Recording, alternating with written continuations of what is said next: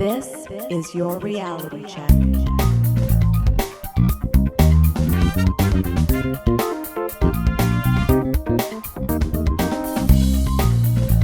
Hi everyone, and welcome to The Reality Check, the weekly Canadian show that explores a wide range of controversies and curiosities using science and critical thinking. I'm your host, Darren McKee, and this was recorded on February 19th, 2022. Well, listeners, given what is happening in Ottawa is making international headlines, I thought it would be useful to do a short segment on what's happening here, because I actually live here, and many of those international stories are confused or spreading misinformation. I'm mainly thinking about the right-wing media in the United States, but the New York Times and The Economist have also missed the mark, and of course, many Canadians don't fully agree either. So, I would say that I'm not really going to do a deep dive into many aspects of this protest-turned-occupation, but I'm going to discuss several issues at a higher level, such as what's actually happened, how did we get here, Canada's system of government, what are the protesters' goals, is this a peaceful protest, do Canadians actually support this, and the nature of rational argumentation.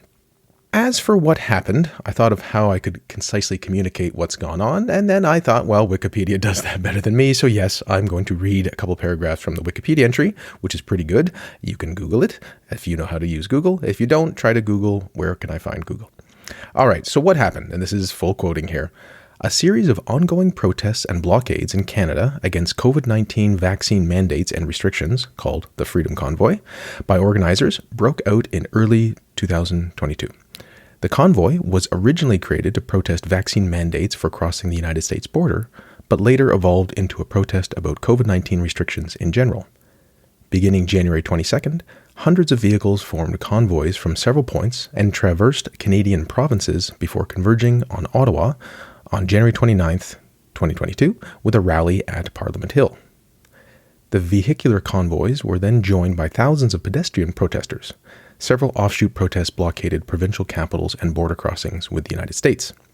The protests are ongoing as of February 17th, and they're still going, because I know, this morning, and protesters have stated that they will not leave until all COVID-19 restrictions and mandates have been repealed. Officials have expressed concern about the economic impact of border blockades. On February 11th, Ontario Premier Doug Ford declared a state of emergency, introducing new legal sanctions on the impediment of trade routes, highways, airports, ports, bridges, and railways.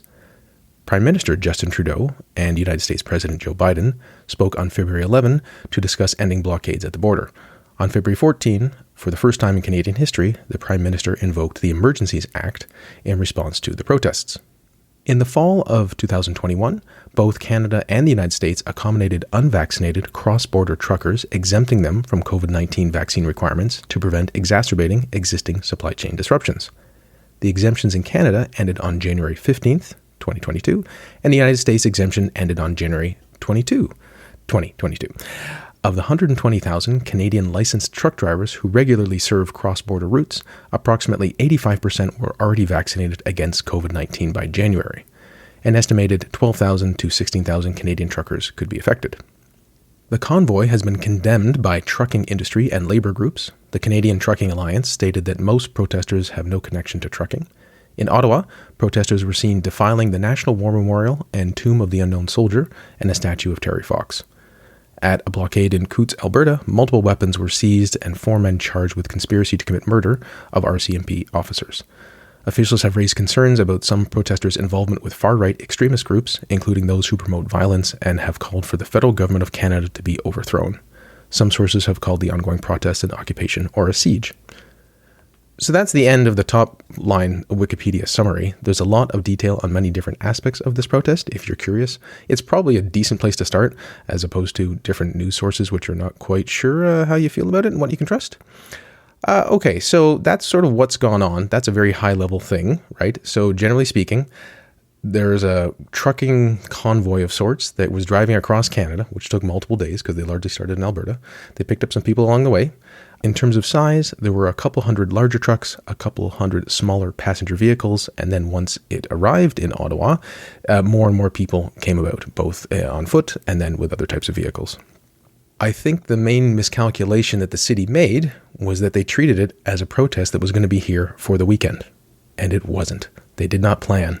And when you have large trucks that are stopped and not moving, it's not that easy to get rid of them compared to people. That's one of the fundamental reasons why this has gone on so long and why it's so different.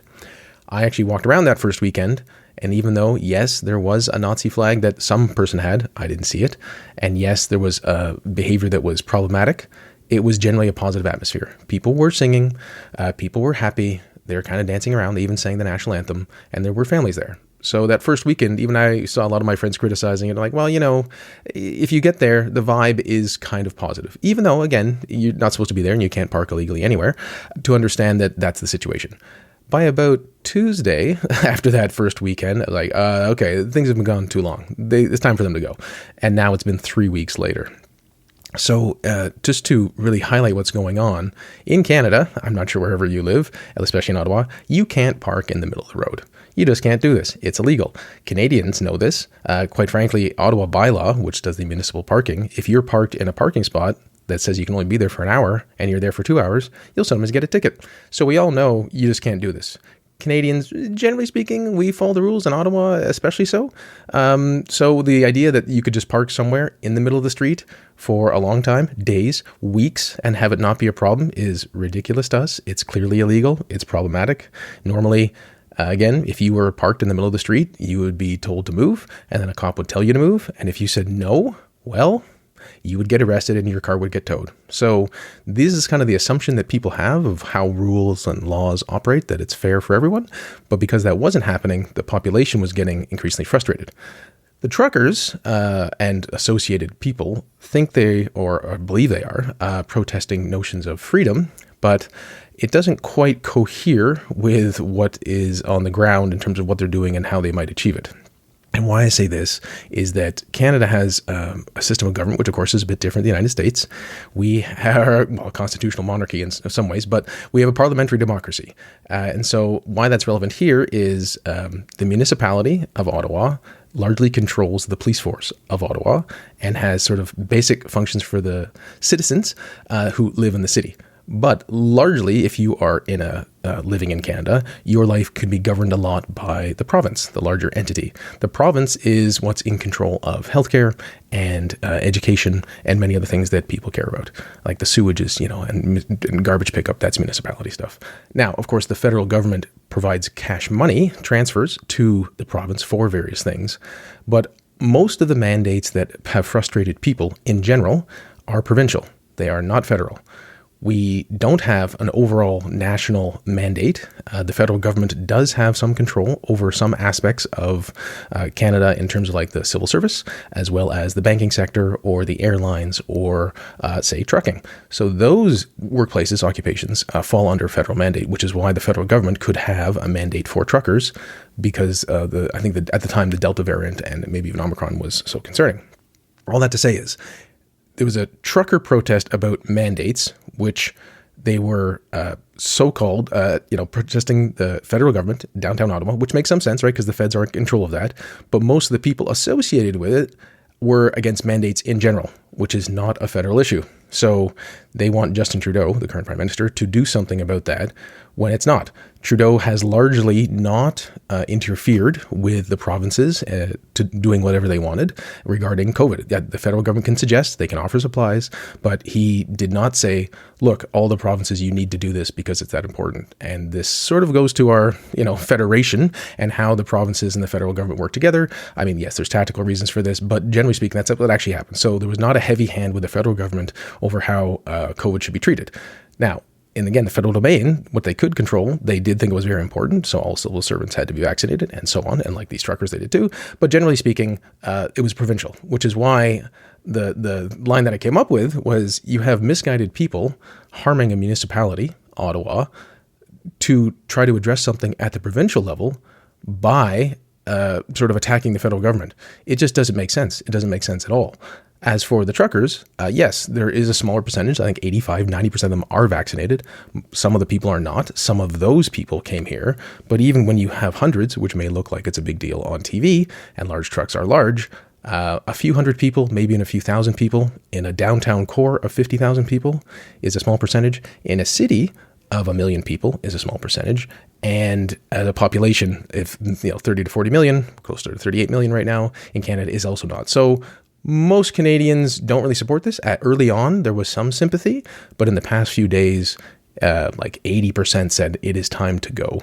And I think 2/3 even said it's time to go, even if people have to be forcibly removed and be injured. So the Canadians have generally had enough of this because the whole thing is generally legal. Anyway, that's just some context about how Canada is not the United States in terms of government. Also, just to highlight that we're not really the same in the United States in terms of riots or violence. So Ottawa is used to protesting. People protest here all the time. Usually what happens is you get a permit and then you have a march and then you might have a protest for a day or two. Again, we're a pretty lawful society. United States, one of your fundamental principles is life, liberty, and the pursuit of happiness. And in Canada, in our Constitution, it says peace, order, and good government. I think that kind of says it all, but use that as a contrast for how people might operate and what their expectations might be for what their governments do. And also, Canadians kind of trust their governments more, which is also probably why we used more vaccines and respected those things more, which is why we had fewer excess deaths in the United States.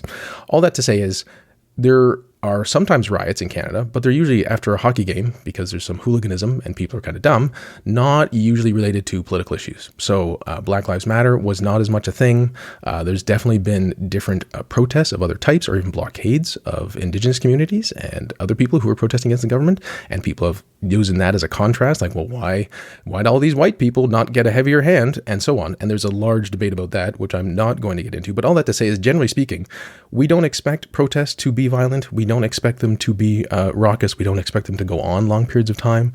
Yes, we had some Occupy Ottawa people, perhaps in a tent in a side corner of a park for a while, but it didn't really bother anyone, so I don't think people care that much.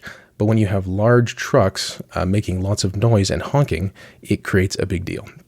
Okay, so I'll get a bit into what sort of happened on the ground and whether this was peaceful or not. First, talking about the protester goals. Don't fall prey to the single cause fallacy. There are many reasons why people do many things, right? And initially, the truckers were protesting the trucking requirement of having a vaccine to cross the border.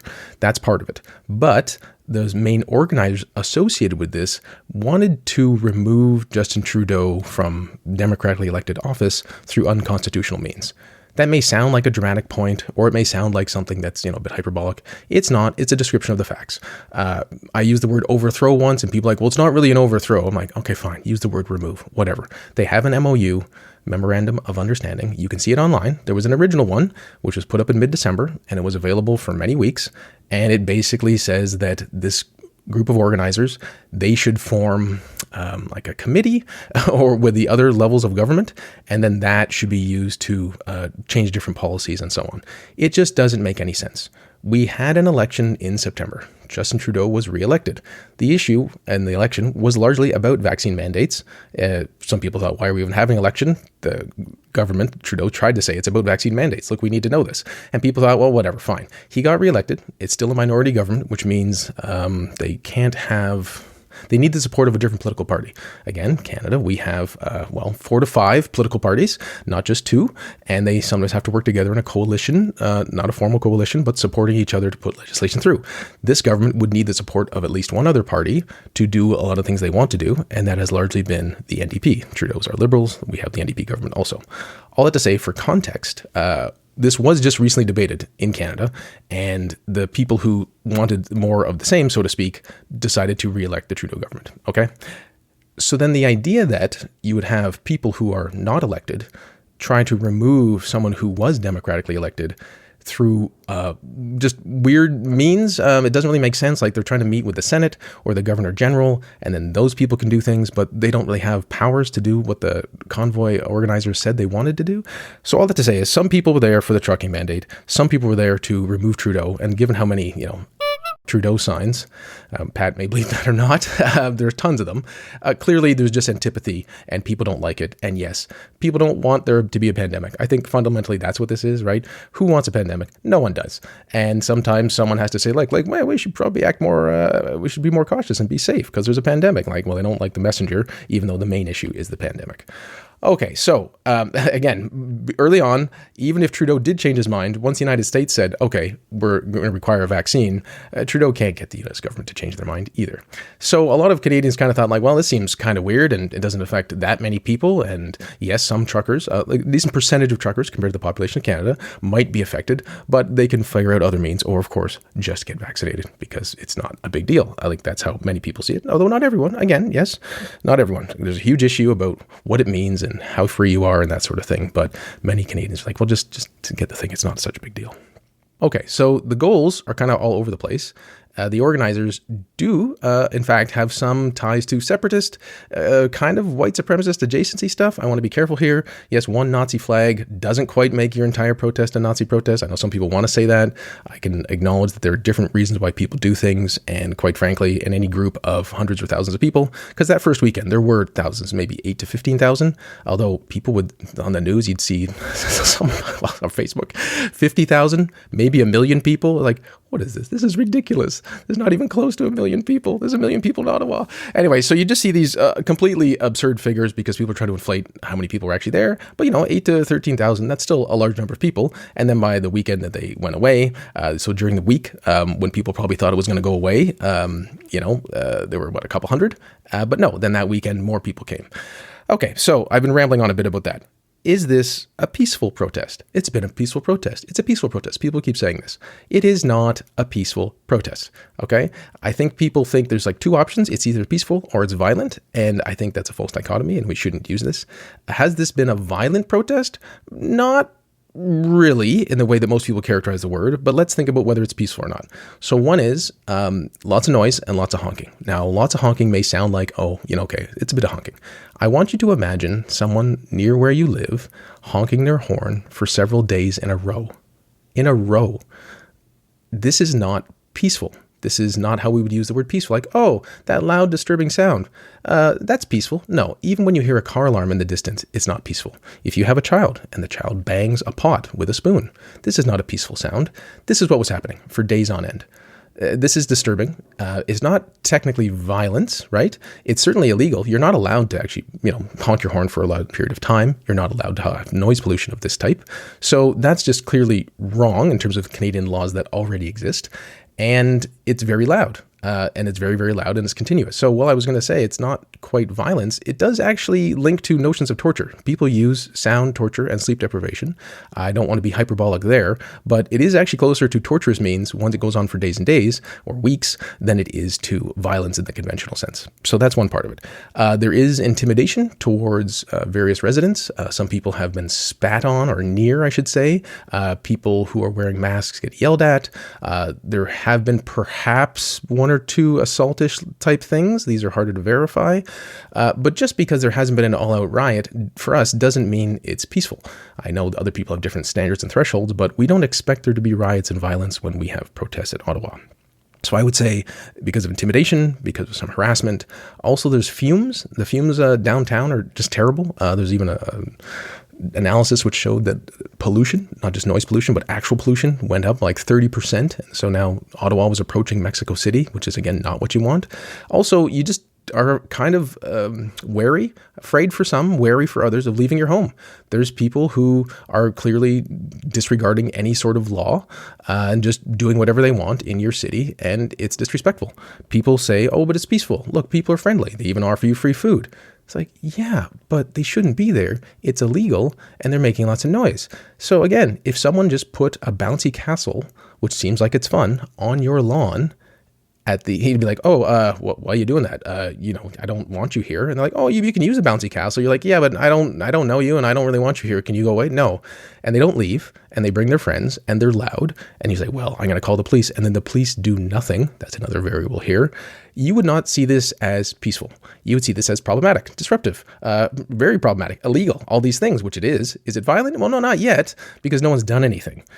So why did the police do nothing? Well, there's going to be some review and inquiry, and who knows? The charitable interpretation is that the police chief, who has now resigned, thought, well, they're just going to be here for the weekend and then they can go. And police know that they have been justifiably accused of using a heavy hand in the past, so they're trying to be lighter with enforcement. The error there was that they allowed people to entrench themselves. Again, this is not, oh, we're just going to be here for a bit. There's a trucker on the news. He said he brought a month of food. Okay. Recently, I saw some guy said he was prepared to be there for 2 years. This is not a normal protest for Ottawa. Not at all. Not in any conventional sense of the word. Largely, the police did not enforce anything. There are some disturbing reports of the cops being supportive. Maybe they were told from their superiors to just let things go because then they're going to leave. But because they didn't leave, they got entrenched. And then we don't know exactly why cops didn't do anything, but the residents were certainly infuriated that they didn't. Again, you would get a ticket for basic things that these people are not getting tickets for, in addition to the noise pollution and everything else. Like, you don't need extra laws to make it illegal to park in the middle of the road or to honk your horn for hours in a row. They're already illegal, right?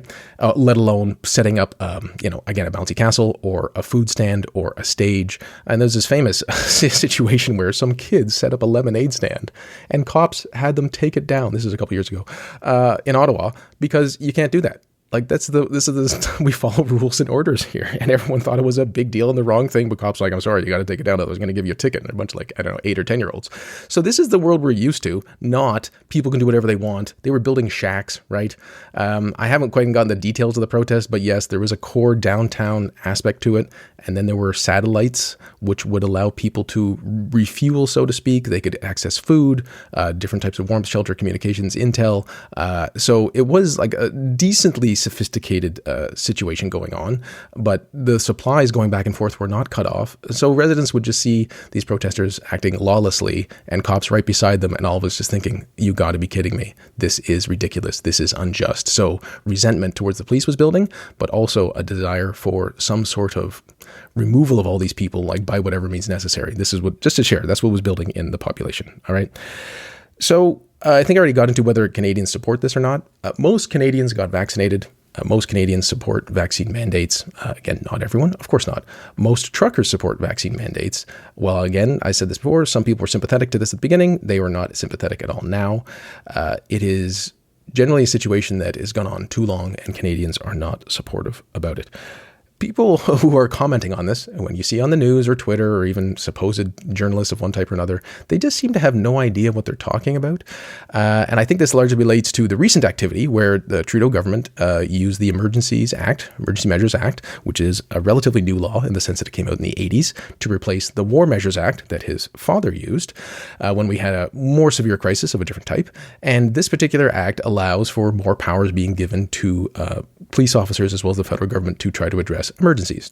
There is currently a debate, as there should be, of whether this is valid, but the government, democratically elected, is using an actual law that exists with the support of a differently elected party, the NDP, to then do this. This is not tyrannical. This is not what tyranny means. Not at all, right? There's been almost no enforcement, and the police, even now, who are engaging these protesters, it's a relatively light hand. Just so everyone knows, everyone's been told for weeks that they shouldn't be here. It's, again, illegal to be here. You're allowed to protest. Of course you are. You're still allowed to protest right now. But you're told to not be here. You're told to not be here. You were given warnings. You were given notices. And nothing happened. There was no enforcement. So people, I think, thought, well, I'm crying wolf, whatever. I can just do this. It's still illegal. You're still engaging in illegal, harmful, disrespectful, annoying activity. So everyone kind of wanted you to go. Not everyone, of course, but everyone who lived here, pretty much. Now, if you don't live here, yes, it seems like it's a thing. You might visit for the day. I heard music. I got nice atmosphere. Of course, again, if you visit the bouncy castle on someone else's lawn that's illegally there, it might be fun for you, but it's just disrespectful as well as illegal in this case. But I can understand why people are feeling it because they don't know what it's like. So just imagine someone honking a horn for several days in a row. How long would you last? I would probably say less than an hour. That's my guess. Before you thought, oh my God, I'm going to have to go do something about this. Or you'd call the police, and then the police don't come. Now what? This is the situation the residents found themselves in. So I want to get back to the previous issue, which is that people were told they were not supposed to be here. The Emergency Measures Act, or Emergencies Act, was put into place.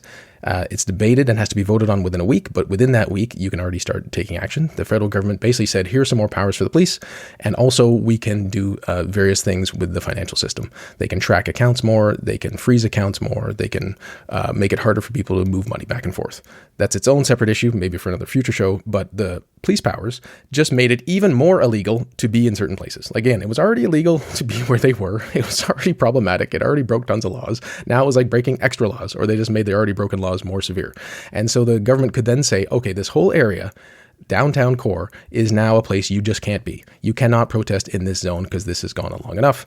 And if you live here, that's fine. Don't worry about it. But generally speaking, you can't be here. Please leave. Please leave. This is the repeated message. Just please leave. You could go home and then have no consequences. You could just leave. It really was the case that even though you did illegal activity for 3 weeks, you would have no immediate consequence, at least from police. Again, someone might try to sue you from a civil reason, but you could just leave. And you could have left any time this week. And so when the police were finally starting to gather a plan, they would put out a notice saying, everyone please leave. They handed out flyers, said, please leave, please leave. Also, if you have children, please don't have children here. If you have children, please, make other arrangements because you might be arrested. Anyone here will be arrested. So this just was building for days and days. And there was immediate notice, anyone in the zone will still be arrested. Okay. So then I'm watching it on the news. And yes, the police are starting sort of from the east, moving along the west, along this main road. And they're forming a line and they're just moving slowly throughout the day. This was mainly yesterday, slowly pushing people back westward. And then they were arresting some people who wouldn't move. Again, you're not supposed to be there. The police would ask you to leave. You can see them very slowly moving. They would advance, they would stop, sometimes 5-10 minutes. Then they would advance another 5-10 feet, and then 5-10 minutes. Anytime these people who are protesting could just walk the other direction and walk out. I thought, well, maybe I should go down and see it. Is it going to be safe? Is it not? Well, I did. And I thought, why not? So I was walking along the main street where all the trucks are. And for the most part, it's just like normal. It's completely like normal. People are still there. People are playing music. And then eventually you get to where the police line is. And that's where there's tension. That's where there's, standoff and whatnot. Again, everyone could just leave. It is safe wherever you want to be. You could just walk away. But they didn't. So when people say, or seeing stuff in the news now, like you can't believe what's happening, it's dramatic, or the police are using too much force, or this, or a woman was knocked down. People were told to leave for weeks. They were explicitly, overtly told to leave for several days in a row. Every day, twice a day, they said, please leave. Please leave. You can just leave. And they didn't. So we live in a world where, at least many Canadians think, if you were told to leave repeatedly and what you're doing is illegal, and a police officer asks you to leave again and you don't, well, you'll get arrested. This just usually how it works. And then if you resist arrest or you push back against the officer, they will engage in other means to try to subdue you and arrest you.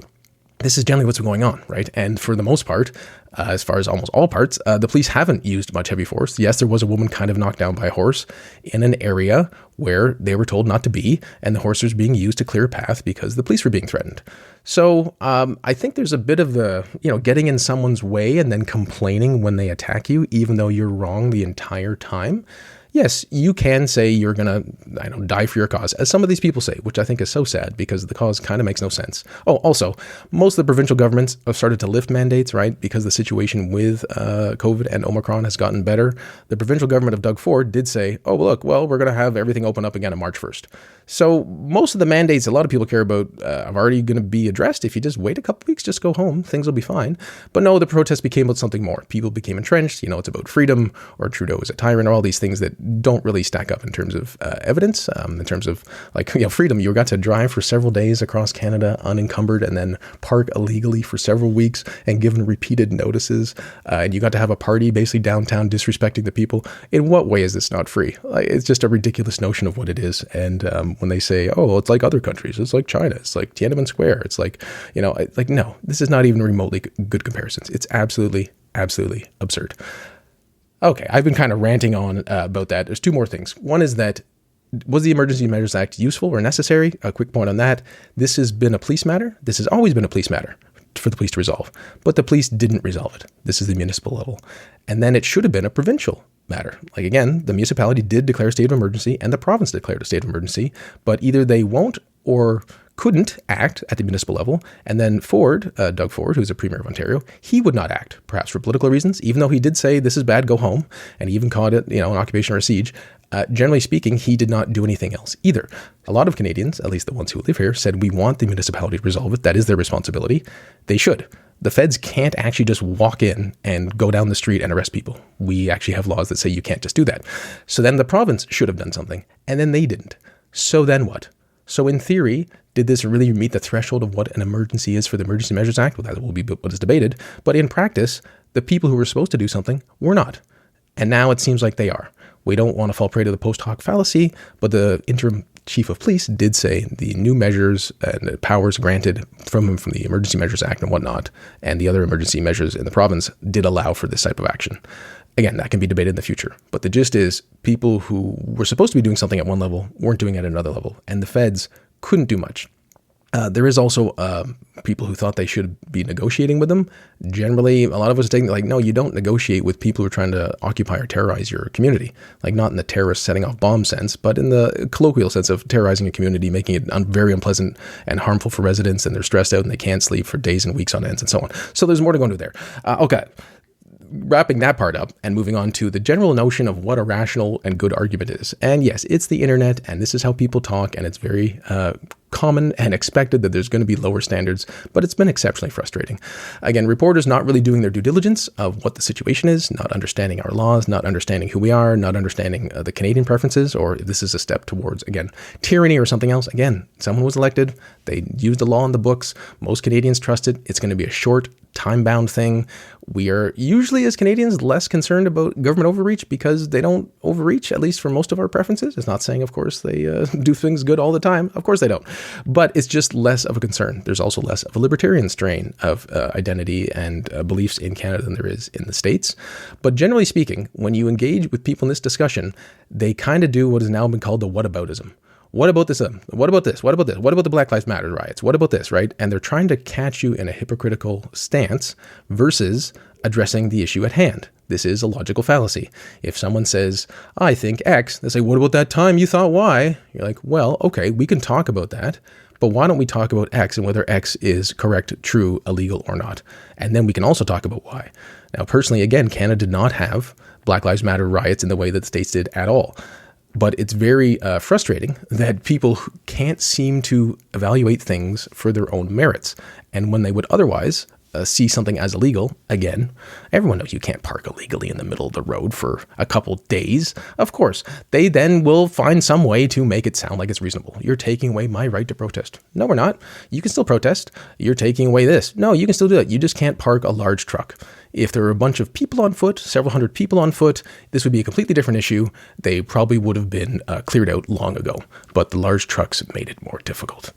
All that to say is, surprise, surprise, people don't have good standards for debate, but this has been concerning even among some of my friends where they're just not holding themselves to the normal standards and rigor that you would hope they would, given that, yes, it's an emotional issue, but there are clear, obvious things. This is illegal. People shouldn't be there. They were warned repeatedly. They should go. And if you're resisting arrest, of course, there may be some people who get harmed. Now, you could also find the cute video of a guy, he was taken to the ground because Canada, there's still snow, and after he was brought up, the police officer was brushing some snow off him. Talk about a Canadian moment there, just trying to help him out. All that to say is, we do hope this will end soon, and all of us, generally speaking, have hoped it would be ending peacefully. That's what we wanted from the beginning, and truly peacefully, just go home. Just go home. You don't have to be here. You still don't have to be here. There's people several blocks from me. They don't have to be here. They could just go home, and that'd be fine, but they will stay, one assumes, because some of them said they would, and then they will get arrested, and that might be a problem for them or their families or their future, which is really unfortunate. But this is the society we're in, and you can't just break laws with impunity. At least that's not what we want at all. So thank you for listening. Just trying to, I know it's a ramble of thoughts because this is a pretty frustrating situation. So even I've tried to become less emotionally biased about the whole thing and gain some perspective. A small percentage of people had an issue with what the government was doing, and many other people joined this issue. I think they were kind of protesting the wrong level of government. Their views weren't entirely coherent, and they were engaging in lots of illegal activity, not in the sense of breaking all the windows, but in the sense of illegally occupying a street and making lots of noise, which again is a problem for days on end. Just try to imagine that. And now we end up in this weird, absurd situation where people are using their kids as shields, and then other people are complaining that they were slightly harmed when they were arrested, even though they were told to get out for many, many days and weeks. Hopefully that was useful and edifying in some sense in this fast-moving, dynamic, clearly emotionally volatile situation. And until next time, think better to act better. For show notes or to discuss this episode, visit our Facebook page and website at trcpodcast.com. For general inquiries or to send a topic or parody suggestion, email info@trcpodcast.com. Help support the show by leaving a review on iTunes and liking us on Facebook. Follow us on Twitter @TRC_podcast.